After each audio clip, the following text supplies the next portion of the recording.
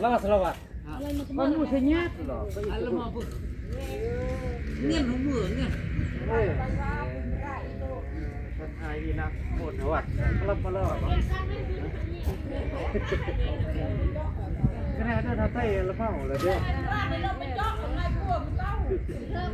เบื่อเงี้ยมา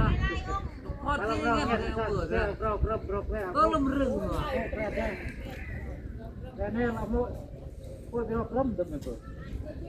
ไอ้ต้อมไรนอนมือทุกคนเถอะทุกคนเรื่องอะไรจะพูด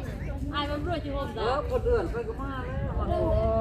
อ้ยเห็นต่างคนเลยเด้อเสียเลยญาติข้าเห็นไปเห็นเลยญาติเปียกคนก็เลยเรียกว่าอะไรก็ได้เด้อไปได้น้อยนึงก็เอามาจอยน้อยนึงไปเอาไล่จำอาจารย์ยังไงนะให้กลับหนึ่งก็ได้5 โต้เนาะได้5 โต้วะโมเมนต์กลับกระเด็นได้กลับพระในช่วงเลย